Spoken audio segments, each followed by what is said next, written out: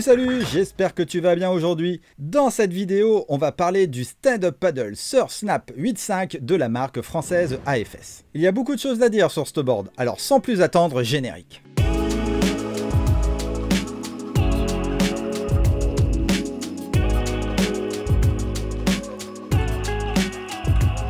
Pour commencer, j'ai testé la Snap cet été au Portugal et malheureusement, comme souvent en plein été, où on n'a eu que des petites conditions de surf, excepté un jour où là on a eu à peu près 1,50 m, mais je n'avais pas pris ma caméra. En tout cas, c'était amplement suffisant pour que je te dise ce que j'en pense aujourd'hui.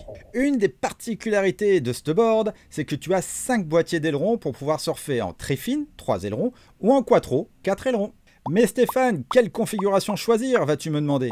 Eh bien, si tu as des vagues de plus de 50 cm, tu peux rider avec les 3 ailerons. Mais alors, en faisant de longues courbes, et ta planche sera pas forcément la plus rapide. Et si tu as des petites vagues, ce que j'ai eu pour ce test, je t'invite à rider en quattro avec les 4 ailerons. La planche sera beaucoup plus maniable, elle tournera beaucoup plus facilement et en plus, elle sera beaucoup plus rapide. Puisque je te parle des ailerons, chose importante, et attention, AFS vend la planche sans les ailerons. Et oui, je sais, c'est dommage, mais c'est comme ça. C'est pourquoi je remercie la marque Canoa Surfboard, qui est, en tout cas de ce que j'ai vu, la seule que j'ai trouvée sur le net à vendre un pack de 5 ailerons pour boîtier FCS classique. En plus, franchement, ils sont top, ils fonctionnent bien et ils sont vendus dans une belle petite pochette. Sur l'eau, c'est une planche avec laquelle tu peux surfer, mais aussi faire de courtes et de belles petites balades. Malgré mes 80 kg, j'arrive à flotter sans problème avec elle. Par contre, il faut bien positionner tes pieds devant la poignée centrale pour que la planche elle soit bien à plat. Je flotte parce que la planche fait 8,5 par 32 par 4 pour 125 litres. Pour te donner un ordre d'idée, je tiens debout sur une board jusqu'à 95 litres à peu près sans problème. Et pour le poids de la planche, eh bien ça reste raisonnable avec ses 8 kg. En plus, pour t'aider à la porter, tu as forcément une poignée creuse sur le milieu de la planche et elle est vraiment bien foutue que tu la portes à droite ou que tu la portes à gauche. Je le précise parce que c'est pas toujours le cas sur toutes les planches. Dans les vagues, tu as sous les pieds une planche facile et performante, c'est surtout ça qu'il faut retenir. Bon, cela c'est sûr, ça ne vaudra jamais une planche custom en fibre ou en carbone, mais malgré que ce soit une construction en sandwich PVC, c'est plus que correct. En même temps, c'est un shape déjà bien connu, testé et approuvé par de nombreux riders à l'époque de la marque Nashquel, pour ceux qui s'en souviennent. Et pour prendre des vagues, tu as besoin de vitesse, et avec la Snap, aucun problème. Elle a une bonne accélération, si tu sais donner de bons coups de pagaie, évidemment, ça tombe sous le bon sens. Une fois sur la vague, elle prend bien le quart ou de l'angle si tu préfères.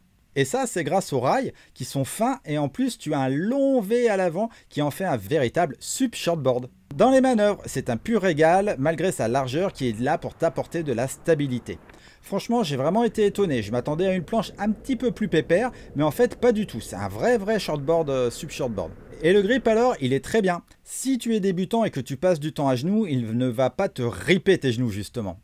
Et j'avoue que c'est quand même plus agréable que de mettre de la wax, même si ça ajoute toujours un peu de poids à l'ensemble de la planche. Quelques caractéristiques supplémentaires. La planche se vend 1 299 € et elle existe pour le moment en une seule taille, donc la 8.5, et un seul design blanc et bleu que je trouve plutôt sympa. Je ne vais pas trop rentrer dans les détails de la fabrication de la planche, mais dis-toi que la résine utilisée est à 33% biosourcée, ce qui veut dire qu'elle provient de sources végétales. Et après, toutes les couches de fibres sont mises dans un moule double coque qui cuit le tout et qui donne le meilleur rapport poids-solidité. Concernant la valve de décompression, fais bien gaffe car c'est pas une valve automatique en Gore-Tex, mais une bonne valve à visser à l'ancienne qui a aussi ses avantages. Du coup, pense bien à la dévisser quand ta planche est au soleil si tu veux éviter de te retrouver avec une planche inutilisable et avec de grosses cloques. Ça m'est déjà arrivé, c'est pas très agréable.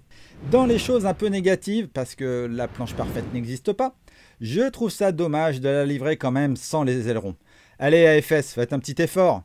Et comme tu as pu le voir dans les images, j'ai ajouté un Rail Saver RS Pro pour protéger les rails des coups de pagaie, mais aussi quand je la pose sur le côté. C'est un accessoire franchement que je te conseille. En conclusion, avec sa forme compacte et son outline, c'est un véritable subsurf que tu as sous les pieds. Sa largeur en fait une planche stable et utilisable, quel que soit ton niveau de stand-up paddle. C'est pas génial ça quand même? Voilà, je pense que j'ai tout dit sur ce stand-up paddle Surf Snap 8.5 d'AFS. J'espère que ces informations et mon... On la refait.